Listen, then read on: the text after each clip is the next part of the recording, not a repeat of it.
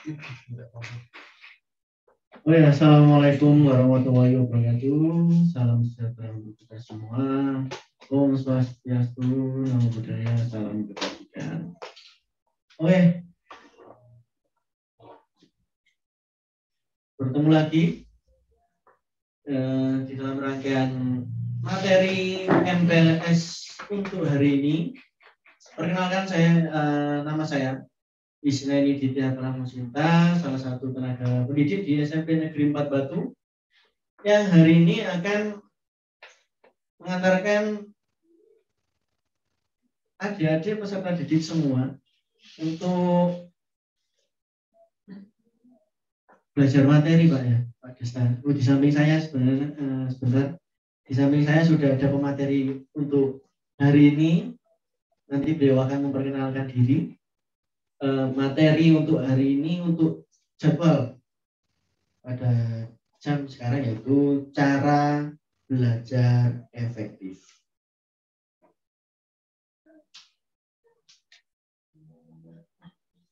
Kesulitan ya Pak Desta.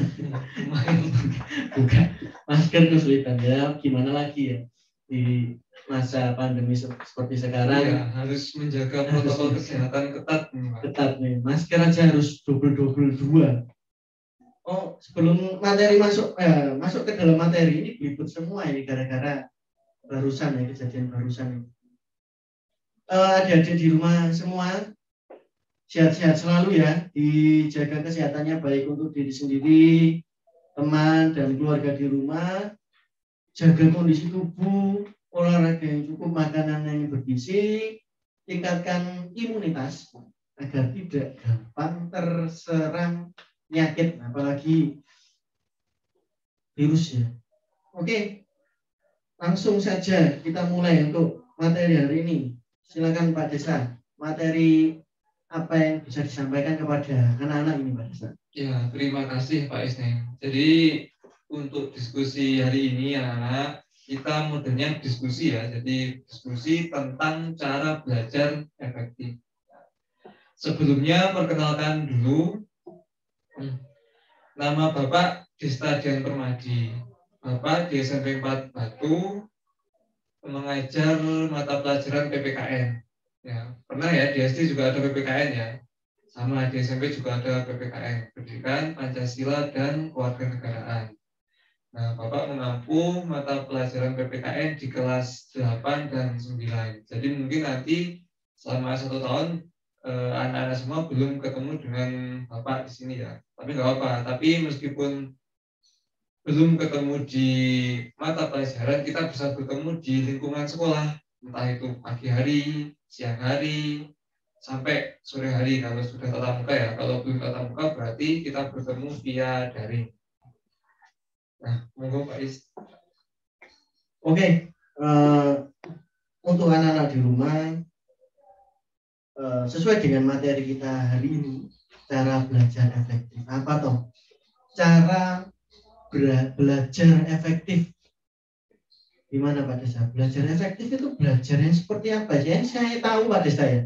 Efektif itu tepat dan terarah gitu aja Pak Desa. Terus hubungannya dengan belajar itu seperti apa? Terus fungsinya untuk anak-anak itu apa Pak Desa? Nah, ini anak-anak ya. Di antara kita pasti pernah kita itu belajar banyak sekali, lama, tapi nggak masuk gitu. Waktu ulangan tetap bingung, wah ini kemarin apa, kayak pernah baca tapi lupa gitu. Nah, itu sama kayak saya dulu waktu sekolah Pak Desta. Gimana Pak? Belajar mentong-mentong ya, istilah bosok batunya ya, belajar keras gitu loh. Tapi tetap aja ketika ulangan itu ngeblank, nggak ngerti apa-apa. Padahal saya belajar dari sore, malam, sampai bangun lagi, belajar lagi sebelum ulangan, itu tetap aja hasilnya 0 kudo. Alias apa yang saya pelajari itu ya nggak masuk di dalam kepala. Itu kesalahan yang seperti apa yang saya lakukan itu pada waktu belajar itu. Nah, betul sekali Pak. Seperti itu contohnya ya Nana ya. Jadi contoh dari Pak Is tadi sudah belajar lama tapi ternyata nggak masuk anak. Jadi kalau kalian mengalami seperti itu bisa dikatakan kalau cara belajar kalian belum efektif gitu. Jadi belum tepat sesuai dengan siswanya. Oh, berarti belajar selama apapun nggak menjamin kita itu ngerti ya Pak? Iya, jadi belajar itu tidak berdasar waktu anak. Apakah waktunya itu lama, sebentar, itu tidak terlalu berpengaruh kalau cara belajar kalian sudah efektif anak-anak. Nah, terus apa yang saya harus lakukan dalam waktu belajar supaya yo nyantol gitu loh Pak Padesta, bosonya boso batunya tuh nyantol dan masuk ke dalam kepala biar ya saya ada waktu untuk hal-hal yang lain, belajar yang lain. Misalnya kalau saya jujur saja saya paling nggak bisa yang namanya matematika Pak Desta. Sekeras apapun saya belajar dengan cara saya sendiri itu tetap aja 1 tambah 1 jawabannya 2. Nyampe di sekolah 1 tambah 1 bisa jadi 6. Itu gimana itu? Nah, itu anak-anak. Kita sekarang mulai masuk ke materinya ya Pak. Ya. Nah, jadi pertama-tama anak-anak, sebelum kalian mempelajari belajar yang efektif, itu kalian harus mengenali diri kalian sendiri anak-anak. Karena tipe manusia itu ada 3 Pak Is. Ada 3 ya. Yang pertama itu tipenya visual anak-anak. Jadi dengan penglihatan. Nah, yang kedua itu auditory, pendengaran. Nah, yang ketiga kinestetik dengan gerakan. Nah, itu anak-anak. Jadi ada tiga ciri itu. Kalian pertama harus mengenali cara belajar kalian itu tadi. Misalnya kita ini Pak, kita mau mancing ikan di sungai gitu ya. Iya. Oh, maaf. Nah, kita mancing ikan di sungai. Kalau umpannya salah, itu kita juga susah mendapatkan ikan yang kita mau anak-anak. Sama seperti cara belajar kita tadi Pak. Nah, misal kita itu auditory, pendengaran. Berarti cara belajar kita itu lebih baik dengan mendengar anak-anak. Nah, bisa dengan memutar lagu, bisa dengan memutar rekaman pelajaran, gitu Pak ya. Oh gitu. Contohnya juga kalau kita itu bertipe visual anak-anak. Ciri-cirinya gampang. Misal gini, ada orang kalau perjalanan jauh, misal kalian pergi ke Surabaya gitu, tidak hafal daerahnya, tidak tahu tempatnya, tapi kalian ingat kalau di sebelah sana nanti ada patung hiu, di sebelah sana ada patung buaya, sebelah sana ada patung ini, patung itu. Nah, itu berarti kalian tipe visual anak, tipe dengan penglihatan. Nah, kalau modelnya seperti itu Pak Is, berarti cara belajarnya harus dengan melihat. Oh gitu. Saya ingat dari penjelasan Bapak tadi yang auditori ya, yang pendengaran. Dengan pendengaran saya ingat, saya punya teman di SMA Pak Desa. Dia itu cewek karena pakai kerudung. Dia itu belajar di kelas itu pakai headset. Jadi sambil mendengarkan musik di handphone waktu itu ya, belum ada smartphone ya. Jadi dia kalau belajar diterangkan tuh sambil joget geleng-geleng itu. Saya mikir anak ini tuh kalau belajar dengan cara seperti itu kok nangkep dong pembelajaran. Tapi ketika disuruh maju oleh gurunya, dia bisa mengerjakan. Bahkan jalan ke papan itu sambil geleng-geleng gini loh, menikmati musik. Tapi nyantol gitu loh. Saya coba dengan saya mendengarkan musik tambah belas. Berarti itu memang pengaruhnya gaya belajar yang kita miliki itu berdasarkan diri kita seperti apa Pak Desta ya. Jadi memahami karakter dulu anak, karakter kalian itu seperti apa. Nah, seperti contoh tadi, ada orang yang memang gaya belajarnya dengan auditori ya, dengan pendengaran. Itu kalau dia dengan penglihatan juga susah untuk masuk materinya. Tetapi memang tidak semua sekolah, kalau keadaan tatap muka ya, sudah kita bertemu di sekolah tatap muka, tidak semua sekolah itu bisa memfasilitasi 3 gaya belajar itu Pak. Ya, jadi kalau sudah di sekolah tetap kita harus mematuhi peraturan yang ada di sekolah. Misal tidak boleh mendengarkan musik ketika di kelas, itu ya memang aturannya di sekolah seperti itu. Tetapi ketika kalian belajar di rumah, apalagi situasi pandemi seperti ini, kalian bisa menyesuaikan gaya belajar kalian dengan cara belajar kalian masing-masing biar efektif gitu ya.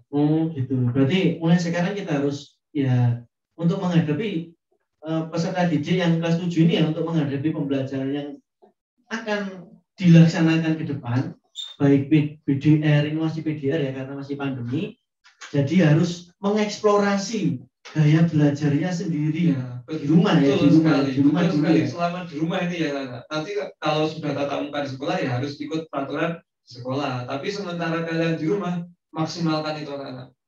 Di rumah bukan berarti kita berhenti belajar. Belajar itu bisa di mana saja, mau di sekolah, di rumah, nggak ada masalah, dimanapun sama saja. Terus ini saya tadi coba-coba untuk buka website Pak Desta untuk ya bisa dijelaskan ya kepada peserta didik bagaimana untuk mendukung cara belajar yang efektif dan efisien ini. Ini di website bisa kalian cari lah nanti di web ini. Salah satunya adalah 7 cara belajar efektif dan efisien berikut. Yang pertama ini suasana belajar yang nyaman Pak Desta.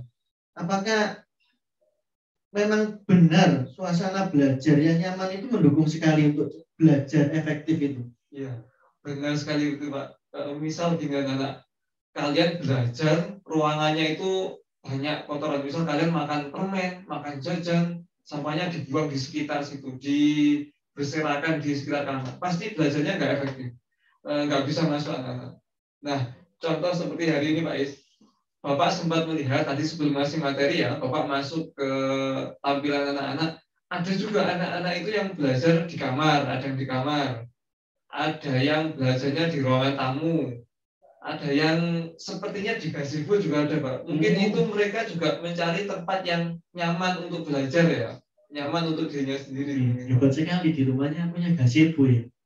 Jangan sampai nanti belajar di kandang ya, itu nggak masuk ke dalam suasana belajar yang nyaman. Jangan sampai sampai baca buku materi apa di sebelah sampai terus ngebuek, kan ngerameni ya. Terus kemudian nomor 2, merangkum pokok pembelajaran seperti itu. Ambillah intisari dari pembelajaran tersebut. Nah, itu gimana maksudnya Pak Desta? Ya, ini untuk catatan. Berarti gini Pak, maksudnya itu untuk membuat catatan. Ya.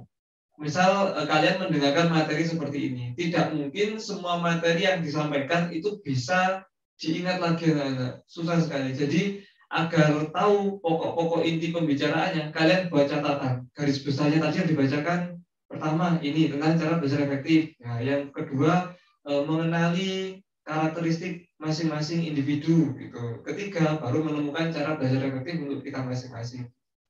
Gitu Pak. Jadi membuat catatan-catatan penting untuk membantu mengingat nantinya. Karena ingatan manusia kan memang terbatas ya. Jadi kalau mengingat banyak hal pun juga kan sulit ya. Kalau semuanya diingat ya pusing gitu loh. Iya. Berarti kita harus cari intinya itu seperti ini gitu Pak Desa. Poin-poin penting dari materinya itu apa? Gitu. Ya. Kemudian yang selanjutnya Pak Desa, belajar bersama.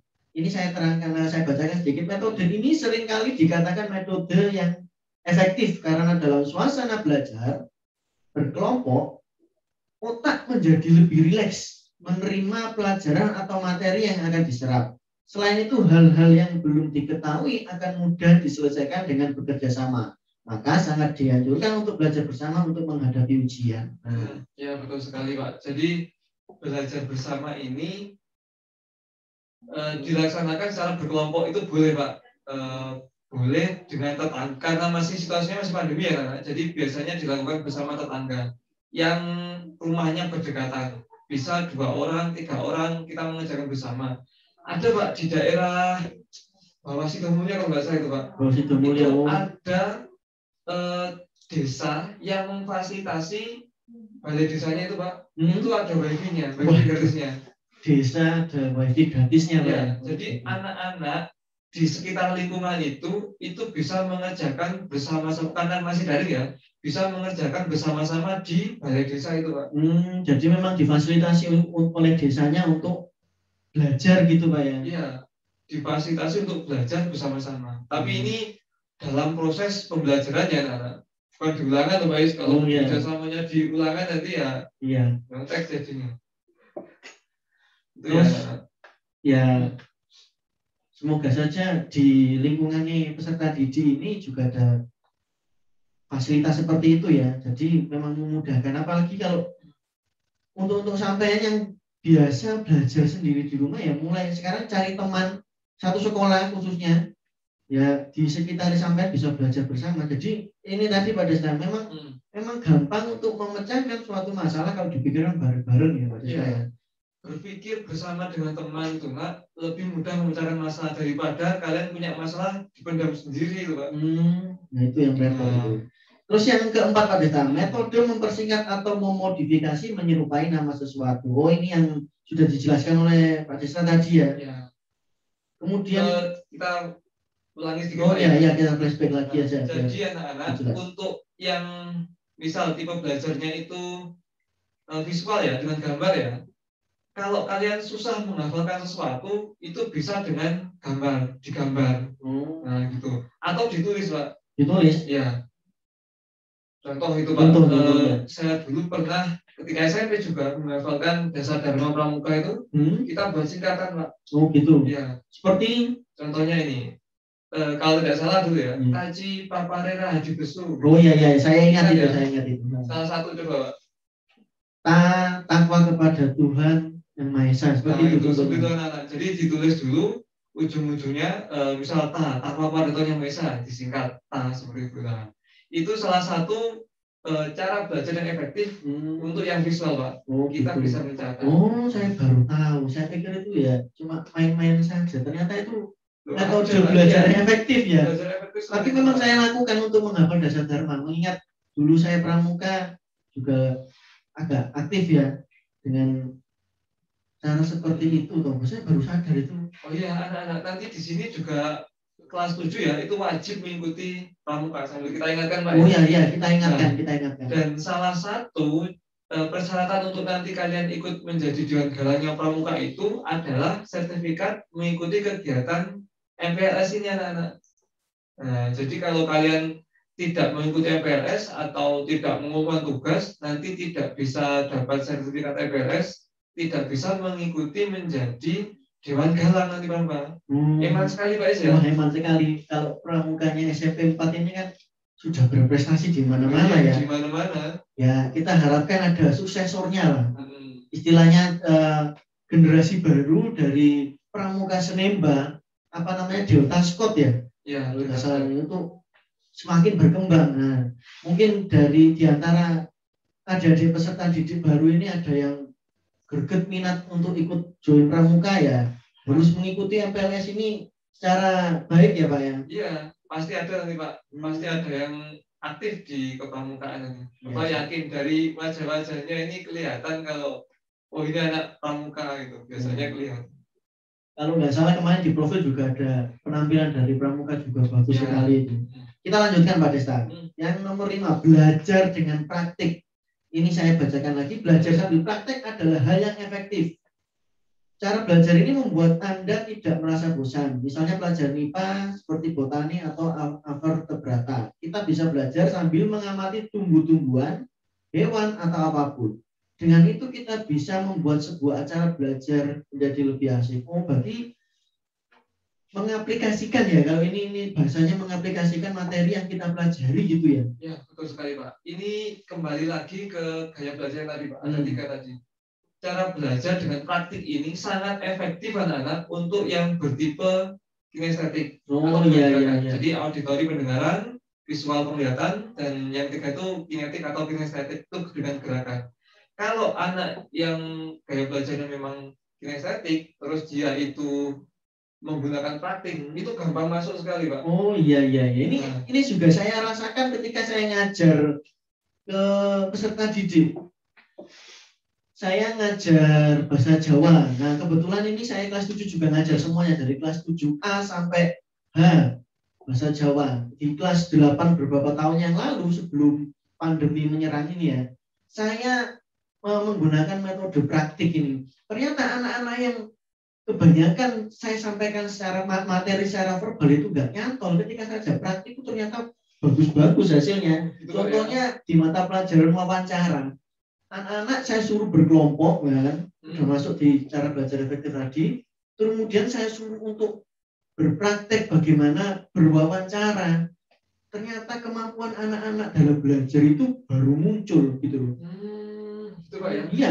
Berarti anak-anak langsung terjun iya, ke yang langsung terjun langsung ke narasumber yang mereka pilih, orang luar gitu ya. Misalnya gimana Pak contohnya saya suruh buat kelompok seperti itu, terus temanya kebetulan keunggulan produk lokal lah. Produk lokal di Kota Batu ini kan banyak. Termasuk apel, bakso nih Batu itu enak-enak. Kemudian jajanan, nah itu anak-anak saya itu suruh terjun ke lapangan untuk mencari narasumber yang pas untuk membahas tentang apel, tentang pertanian, tentang souvenir misalnya seperti itu, tentang bakul bakso pun saya suruh wawancara. Ternyata anak-anak itu pinter bikin sebuah produk acara wawancara itu bagus-bagus. Hasilnya bisa dilihat di Senimba TV ada itu. Iya. Bagus itu. Coba dicek di Senimba TV ya. Jadi gini ya, di SMP itu pembelajarannya sudah berbeda dengan di SD dulu. Pastinya itu. Beda Pak ya? Iya pastinya. Kalau dulu kalian mungkin hanya di kelas ya, belajar masih di kelas. Kalau di SMP ini pembelajarannya bisa saja di luar kelas anak-anak. Jadi tidak harus belajar itu dari sekolah. Contoh tadi tugas bahasa Jawa tadi. Iya, tugas bahasa Jawa. Membuat wawancara bahasa Jawa di lingkungannya masing-masing anak. Bayangkan anak-anak kalian mewawancarai apa tadi Pak contohnya? Pedagang, petani yang ada di lingkungan kalian. Pasti seru sekali anak-anak ya. Anak-anak ya memang testimoninya anak-anak itu memang ternyata praktek itu lebih seru Pak gitu. Jadi ya bagus lah. Bagus sekali Pak. Jadi lebih seru. Makanya dari itu anak-anak cara kalian belajar itu juga sedikit demi sedikit diubah anak-anak. Dari dulu SD masih banyak bermain ya. Ketika SMP itu harus mulai dirubah cara belajarnya yang lebih efektif. Iya, berarti mindset SD-nya itu ya ditinggal di SD aja ya, jangan dibawa ke SMP ya. Sampai kan sudah SMP. Contoh lagi, misal ada kayak kemarin Bapak sempat melihat masih ada di chat itu ada kata-kata yang kurang sopan anak-anak. Jadi ketika ada pemateri menyampaikan materi itu chatnya masih kurang sopan gitu. Iya. Nah, hal-hal yang seperti itu anak-anak itu ditinggal di SD saja. Wis itu biar ditinggal di SD, jangan dibawa ke SMP. Sama kayak tadi Pak. Iya. Ada yang ini pemateri menampilkan layar, terus ada yang mencoret-coret layar. Ya coret-coret. Itu iseng tapi ya kalau di SMP ya jangan sampai dilakukan ya karena itu juga tadi kalau saya lihat ya Pak Desta ya, itu juga logo sekolah itu dicoret-coret. Itu logo sekolah anak. Jadi kalau di SD mungkin itu masih iseng ya, mainan coba-coba lah. Tapi kalau ya tolong lah. Untuk tingkat SMP anak-anak itu mulai dikurangi ya. Jadi dikurangi dulu bertahap. Nanti lama-lama nggak ada, sudah hilang semua. Gitu ya. Kemudian saya lanjutkan Pak Desta ya. Belajar rutin tapi jangan lama tuh. Belajar rutin tapi jangan lama. Seperti gini. Terlalu lama belajar. Seperti belajar saat pagi 45 menit. Siang 25 menit, sore 50 menit, malam 1 jam, itu enggak selalu efektif. Seperti apa itu? Apakah belajar sedikit, misalnya cuma 15 menit ini saya belajar, apakah itu bisa, maksudnya untuk saya ya, nyantol cuma durasi seperti itu. Ya. Kalau dulu ada istilah gini anak-anak, belajar kebut semalam gitu. Jadi anak-anak itu belajar sebelum ujian, besok mau ujian matematika misalnya, malamnya baru belajar Pak. Jadi tahu-tahu di sekolah waktu ulangan ketiduran dia, ngantuk ya, karena belajarnya semalaman. Jadi maksudnya gitu anak-anak, belajar rutin tiap hari. Mungkin kalau kalian memisahkan waktu sore gitu ya, setiap sore atau petang belajar sekitar 15 sampai 30 menit gitu Pak. Ya. Itu akan lebih masuk, lebih terserap di otak daripada kalian belajar satu malam hanya sebelum ujian gitu Pak. Misal besok ujian, hari ini belajar, malah itu tenaganya terforsir, banyak yang terlupa nih Pak. Tidak masuk nanti malah. Saya ingat saya pernah seperti itu ya. Pernah juga. Pasti kita di antara kita pernah lah sistem semalam begadang belajar, tapi waktu pagi ujian ya melongo. Jatuh-jatuhnya ya tidur di kelas itu banyak. Di sini aja juga masih banyak ya seperti itu ya anak-anak ya. SMP ya. Yang terakhir ini Pak Desta, mengerti bukan menghafal. Hal yang paling sering dilakukan oleh siswa ataupun mahasiswa ketika ingin menghadapi ujian adalah menghafal. Sebenarnya tidak salah, cuma kurang efektif. Untuk lebih efektifnya adalah mengerti teorinya, maka dengan sendiri akan ingat ketika ujian. Kalau Anda masih dalam metode belajar dengan cara menghafal, sangat disarankan untuk pindah ke metode mengerti materi. Nah, jadi yang terakhir ini lebih baik mengerti, paham dengan materinya daripada hafalan. Ini bisa dicontohkan kalau soal-soalnya itu misal pelajaran IPA, matematika, gitu. Yang berhubungan dengan praktek secara langsung ya. Ya, jadi menghafal rumus itu kurang efektif. Akan lebih efektif jika kalian paham dasarnya. Misal rumus segitiga, Pak. Iya. Kan setengah kali alas kali tinggi. Oh ya, seperti itu. Kita bisa saja menghafal rumusnya seperti itu. Tapi kenapa kok kita harus pakai setengah dari alas dari tingginya gitu Pak? Iya. Itu kalau kita susun Pak, ternyata setengah segitiga itu kalau digabung itu jadi kubus, jadi bisa atau persegi panjang. Oh gitu. Nah, jadi rumusnya kita pakai setengah karena itu separuh dari persegi panjang tadi. Nah, contohnya seperti itu Nana. Jadi kita paham teorinya harus berimbang ya. Iya. Mengerti teorinya juga paham bagaimana untuk mengaplikasikannya ya. Seperti itu. Itu yang saya tidak temukan waktu saya SMP dulu. Jadi kalau ketemu MTK itu sering geli gitu Pak Desta. Ya. Nah, itu tadi sedikit ya tentang cara belajar efektif, sebenarnya masih banyak juga. Banyak sekali. Dan yang paling penting poinnya adalah kita harus kenali dulu bagaimana kitanya ya belajar dengan cara kita sendiri gitu. Baik apa tadi Pak Desta bisa diulangi? Nomor satu visual, jadi secara visual. Yang kedua auditori. Yang ketiga kinestetik ya. Jadi seperti itu. Kenali dulu cara belajar kita seperti apa. Terus kita lanjut Pak Desta ke dalam pembelajaran di sekolah ini Pak Desta. Nah, selama BDR ini tuh kita harus kenalkan Pak Desta ke anak-anak belajar di SMP 4 itu seperti apa Pak? Nah, ini anak-anak pembelajaran di SMP 4 selama ini kita bahas selama daring ini Pak. Selama daring dulu ya. Selama daring ini kita menggunakan aplikasi yang namanya Google Classroom anak-anak.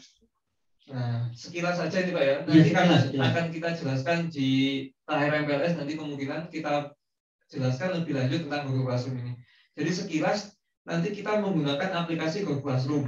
Suasana di Google Classroom ini anak-anak kita buat seperti di kelas nyata. Jadi di kelas Google Classroom nanti ada siswa, ada guru, mata pelajaran, ada juga wali kelas. Oh iya anak-anak, kalau di SMP Pak Is, yang berbeda dengan di SD, kalau di SD dulu itu satu guru wali kelas itu mengajar banyak mata pelajaran, gitu ya? Betul ya? Pasti itu. Kalau di SMP itu satu guru mengajar satu pelajaran anak-anak. Nah, jika misal ya Pak Is ya, pelajaran matematika yang ngajar siapa contoh Bubur gitu Pak ya? Bubur. Nanti pelajaran PPKN di kelas 7 anak-anak akan bertemu Bu Hermi, guru mata pelajaran PPKN. Nanti ganti lagi pelajaran IPA ada Bu Farida gitu. Jadi dalam kelas maya nanti di Google Classroom nanti anak-anak akan bertemu dengan 11 guru Pak. 11 guru. 11 mapel mungkin. 11 mapel ya.